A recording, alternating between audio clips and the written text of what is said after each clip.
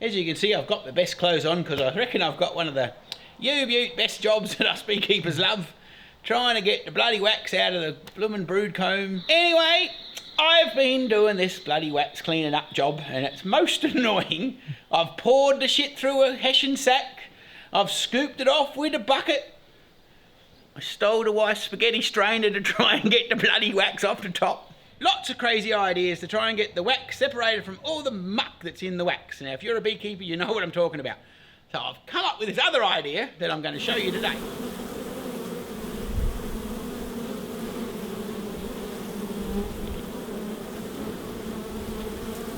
I went to the woodwork shop and I got him to put me a tap in the bottom of my big kick-ass saucepan. So this idea worked reasonably well. You have the saucepan with some water in it, so as some of the shit settles at the bottom and you get all the muck floating on the top, and then you get the wax in the middle when it settles out. But the problem is, because it's a bit excitable, the jolly tap gets blocked up with some of the bigger bits of crap. Can get a bit interesting, so I thought, yes, I had a concept that I'm going to show you.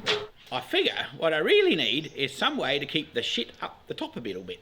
So my first thought, I was thinking, the height of recycling, I'll get me one of these old metal screen excluders.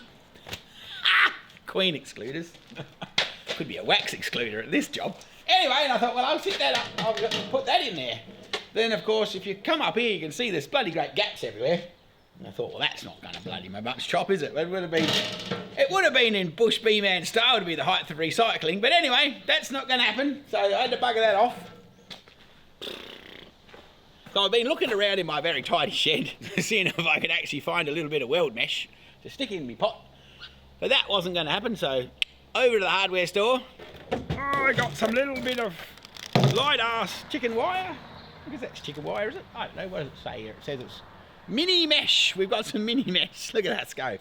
Anyway, but I'm thinking it's going to be a bit flompy donk. So we're going to have to make a little stand for it to sit on. Just as well as the bloke measured it. Look at that, that was within a 15th. Not that I didn't measure it. I figure it might be a little bit weak. So we have to make a stand. We're going to find a little bit of inch pipe, hopefully. I had some inch pipe here somewhere. Oh, there we are, behind the man. Rightio. So I've got me a little bit of pipe. Pa-da-pa-da. Now, so my plan is if I make a bit of a rough, obviously this has got to go in the saucepan, folks, so don't get too excited. And I thought, well, I'll cut some little legs to lift it up above the plug hole. Otherwise it'd be a bit pointless if it wasn't above the plug hole. But one would think around here somewhere a bloke has some legs, but I don't know where they are. So this might be a bit of a Boy Scout adventure or an Easter egg hunt, depending on your age group. So let's just go for a bit of a wander around the scrapyard, which is my backyard. Well, instead of playing the Benny Hill music, we just thought we'd just cut out the last hour of searching for this crap. Because what happened was I was at an auction and I bought these pieces of angle iron and they had all these little legs on the end of it that I'd cut off to use the angle iron for something else. And I swear they're in this yard somewhere. Hey, actually they might be in here. Here we go, this is what I'm looking for. Ah, look at that. See, I don't even have to make that leg. That'd be alright, wouldn't they? Little legs like that. Hopefully there's 4 of them. Yes. Anyway, my legs, instant legs. I thought that'll save me a bloody job. Mind you, I probably could have made them as quick as it's taken us to find the bloody things. Anyway, I'll make these my legs. Anyway, I figure we gotta get a measuring stick. Or for you fancy people, they call it a ruler. I reckon we want to make the leg about 7mm long. So that'll involve some cutting.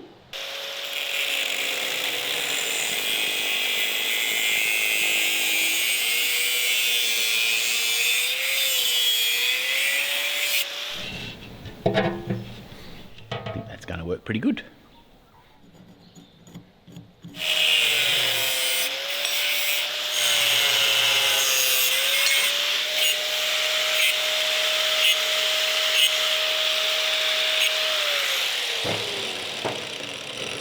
Now, just a little handy hint for all you construction experts out there. If you're going to be rough and reuse your first stick, just put a mark on it and always use that one to measure every one other one. Otherwise you'll be going along and you'll eventually, if you're doing hundreds of them, eventually when you get to the end you've got the things out by, what to do, you know, I knew the length of the pencil mark. Anyway, hopefully they're all sort of square. Not that it's really that important for this project. Now the next thing I want to do, just to make it a bit more reinforced, I want to cut a little divot so that can sit in there. So I just want to cut that one face out. So anyway, we're just going to mark these up. The next fun thing will be to find the bloody welder, won't it?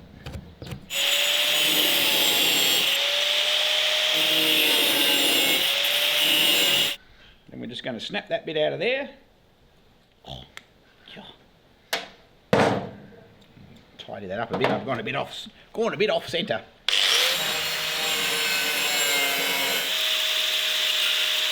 I reckon they might call that a fail in metalwork class. But anyway, it won't be long until we're all covered in wax and I'll know. Well, you'll all know, but still. Now, of course, the bottom of the saucepan's a bit beveled, so it's probably gonna...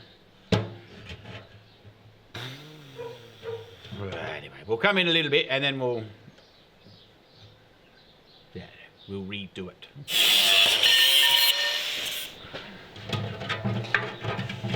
No, little bit more. Little bit more.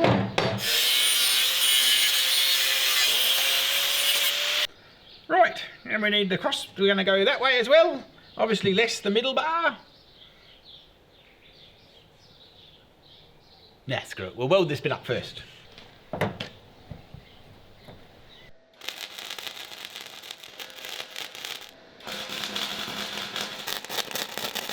Anyway, if you're brave enough to be making this at home, you've got to allow for this bit of pipe, which is 2 centimetres wide. So obviously this length we're about to cut has got to be 2 centimetres shorter than this one.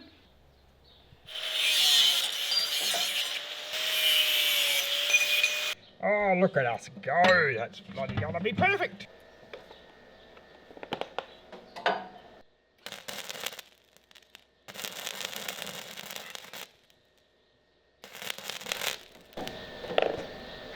Goodness me, Mr. Wiggly would not be interested.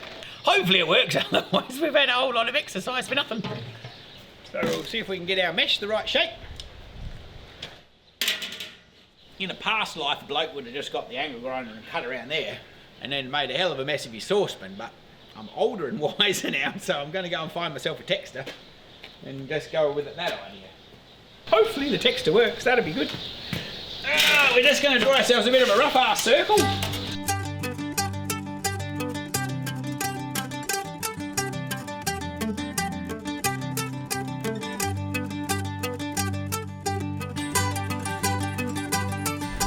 Ta-da! Look at that.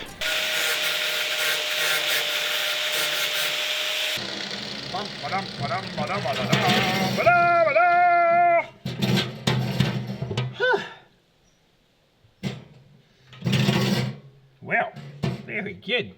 So my plan is that when the water comes down out of that tap, all of the muck won't get in the tap, because that was another drama I had. So hopefully the floaty stuff, whatever it's called, all the crap that's in the brood, you know, the little baby bees and bits of pollen and God knows what else is in there, will stay up the top and the wax will pour out the bottom, and then hopefully we'll end up with some, well, stage 1 of wax cleaning, and then we'll do a stage 2. It's a good day to be in the shed melting wax, and hopefully our new base actually makes it all happen. Here we go, we'll stick some water in. This is stage 1. We'll fire up the burner. Here we go. Anyway, this should do it, I reckon. Cool. Now for the fun part, we've got to start cutting the wax out, but before we do that, I think I'm going to go and get a beanie on. It's friggin' freezing. Check this shit out, eh? It's nice to have a mother-in-law that loves you. She's sat down and she's knitted me a bush bee-man beanie. How cool is that? Well, the soup's nearly ready, so it's starting to get going. Got a bit of heat coming off of there, so it's time to start busting up our wax. A bit extra on the roof, we might as well have that too. Oh, maintenance 101. Now there's a lot of different ideas on how to get this wax out of here, and I'm sure if you're watching this, you've got your own. But I just found just to cut it off a bit. go through the wires. Of course, I mean, if we've got a plastic sheet, you've got to do that a bit different, but if we find one of them in here, we'll do that as well. Obviously, we've got to get the wax in the pot, so normally I throw a bit up, chuck a bit up like this. It's pretty high tech. Rattle it all to one end, and then we just tip it in. And then I've got my patent stirring stick here somewhere. No expense spared. Just drop it in the water. Pop it in there like that and get it all a bit warm. By now we've turned the heat down a bit because we've got it up to speed. You don't want it boiling its ass off because that's a bit crazy. It doesn't need to be ridiculously hot. It just needs to be, I don't know, above 50 degrees Celsius.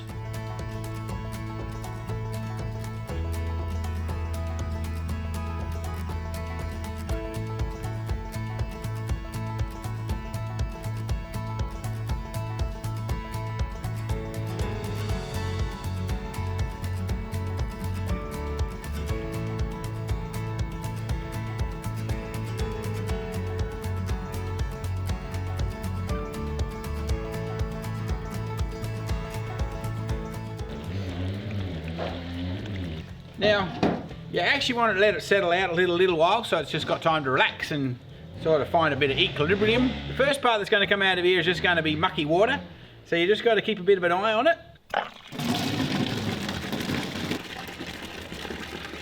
It's lovely soup. It's even in the soup pot now. Oh my god, look at that, it says stock pot. Would that be called wax stock? This is just the muck, this is just the water that we put in. Remember, we put the water in, and so now this is just all the sludge in the water. So hopefully there's going to be a wax layer between this muck on the top and the water on the bottom. That's the plan anyway. Hopefully if there's some wax in here somewhere, the consistency should change a bit, or maybe not. Perhaps we'll just spend the whole afternoon around. Now it's starting to come now. See, it's just starting to settle on the top. It doesn't really matter if you've got water and wax in the same saucepan at this point, because it'll settle out and the wax will go hard on the top and the other stuff will stay on the bottom. And if you put your finger in the pot, if you don't get burnt, you've already got wax starting to go on the top. Oh, look at that, that's pure wax. Now stop, because we've got that in here, and then we're going to get... That was the last excitement. Now hopefully this pot will have a bit better wax in it if it doesn't disintegrate.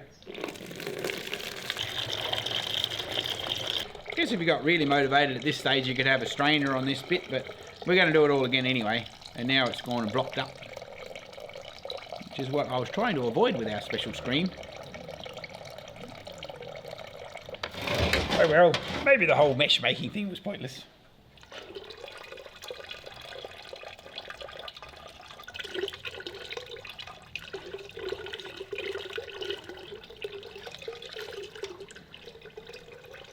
It's not as blocked up as it was without it.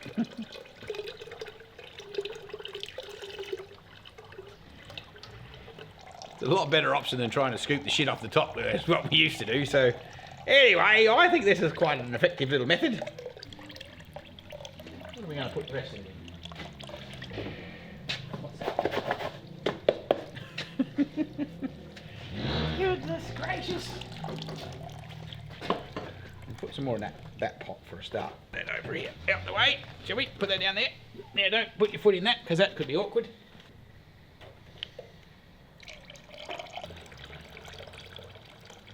It's still pretty much wax. It's not a very good tray, young John. I need another bucket.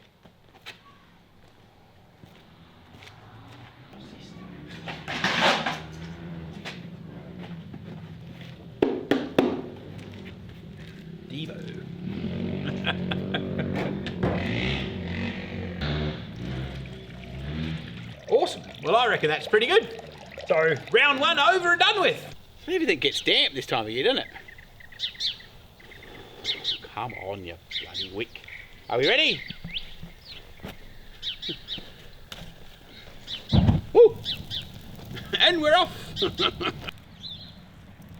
While we're out here in the field I'll show you the slum gum, or the top shit that came off the top of our saucepan, which you didn't get to see because it got dark and you've got to tip it out when it's hot. So, goodness me, eh? So for all you beekeepers that have actually done this whole cleaning up the wax thing, you'll know about this muck that comes out, and you normally end up with a heap of wax still stuck in it.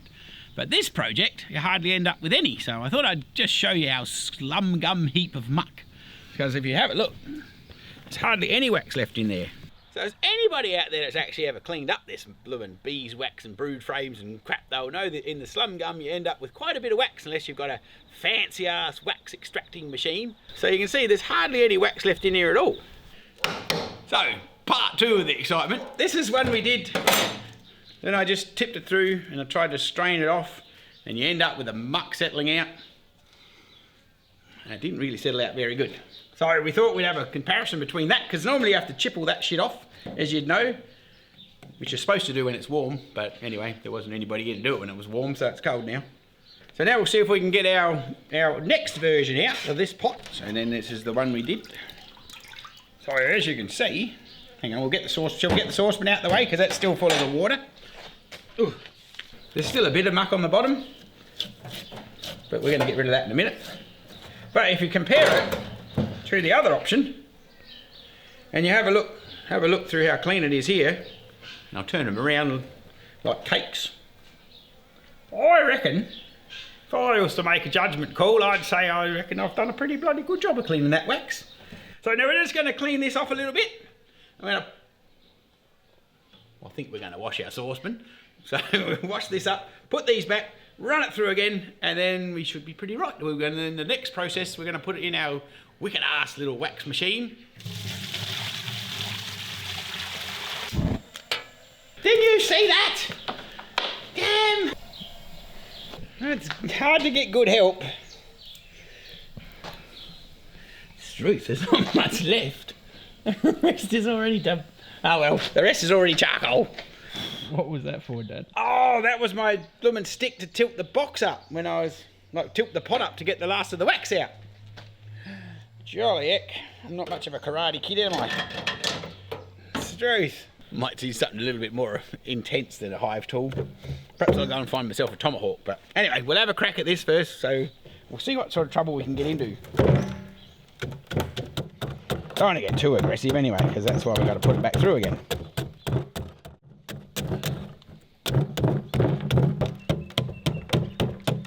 Anyway, this might be a bit better, this one, hopefully. Ah, purpose-built workbench. Well, I definitely reckon that's a marked improvement. Marked improvement. Hopefully we'll get rid of all these bits. The next bit we'll strain it through, and we should be all good. I haven't actually done this bit before, so we'll just see why we get on. But my plan is we'll pop the wax in, melt it back down, run it through a bit of a strainer, and then we should get rid of all this other excitement.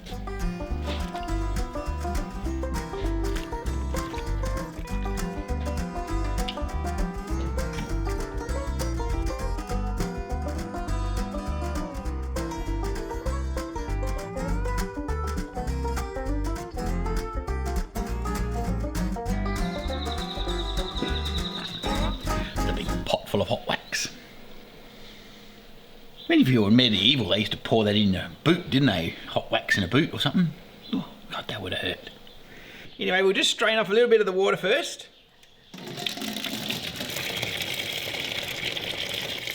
Should go out there, I reckon. You should be able to see when the wax is starting to come into the pot. We're going to have water and wax in this first bit, but that doesn't really matter for this bit.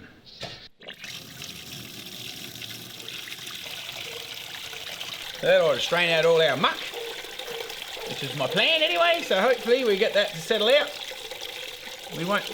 This saucepan should be okay. We'll fill up these two saucepans. I've got a flat dish here somewhere for the later on a bit. Fingers crossed it doesn't run over. Otherwise that'll be fun. Alright, that's nearly pure wax coming out of there. That's pretty good, I reckon. Oh, I'm pretty chuffed with that. Shall we take our bend off? Move it out here.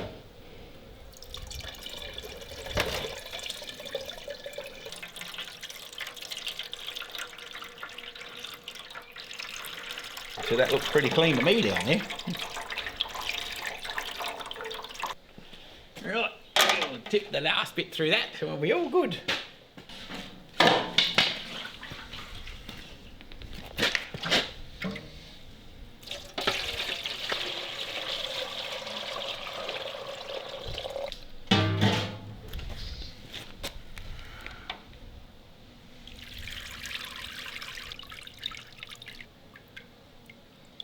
I reckon it looks pretty bloody spectacular.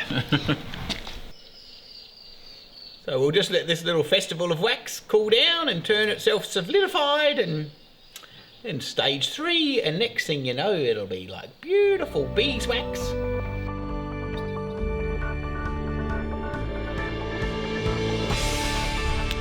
Have a look at that, eh? Oh, it looks like a great big lump of cheese or something. But anyway, how bloody good's that come up? I reckon we might be onto something here with a bit of wax festival and a little bit of stuff on the bottom that I'm just scratching off while it's nice and still a bit warm. Well, there you go. I might have to patent this. This is kind of cool. And there you have it. Looks pretty bloody good to me, I reckon.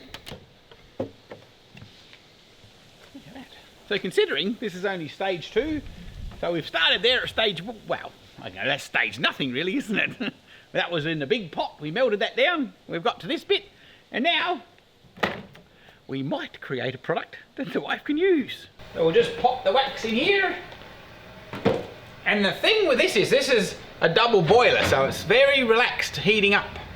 So just nice and gentle, warms the water on the outside, so the heating element isn't actually directly on the wax. So the theory is it can melt everything and there's no turbulence. Oh, shivers. Right, and all the little shrapnel bits. All the little bits and pieces. Pop them in here as well. Around the bits. Oh, goodness, this should be good. Now, luckily, we don't have to stand here all night doing anything. We just go away and come back in the morning, and it'll all be nicely mellowed out and separated, and the shit will be at the bottom, and the cool stuff will be in the middle.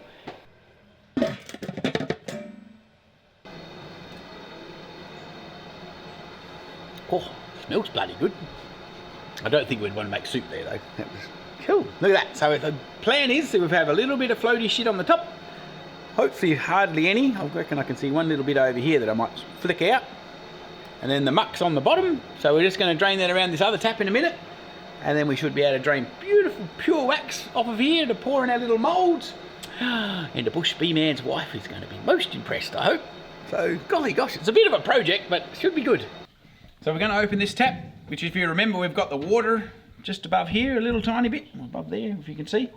And so we're going to let the sediment that's come underneath the wax out the bottom. We'll run a little bit of wax out of there until we think it looks like it's cleaned up a bit. And then the middle part, all of this part, from here to here, should be pure wax until we get to the top, which will have a bit of floaty stuff as well, and then we'll put that through a filter. So here we go. Are we ready? The excitement of it all, folks.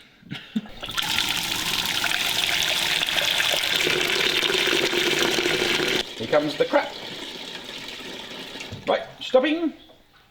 Now we're going to tip that out because that's just the water and stuff, and then we'll let it run a little bit of wax off that we will still keep.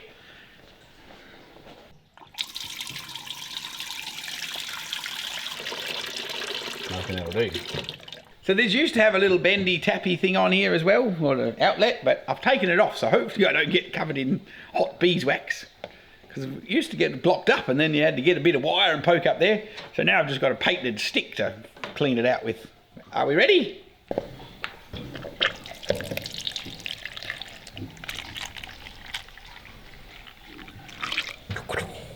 Now this is the tricky part for an expert such as myself. Trying to make nice little pouring bits.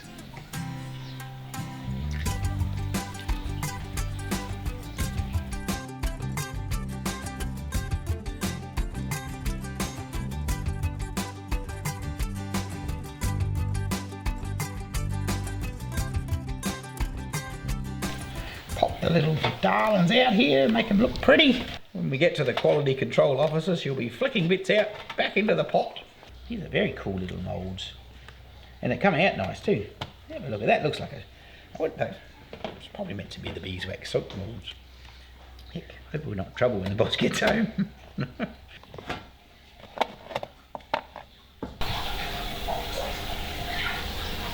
The things you do to clean up the wax.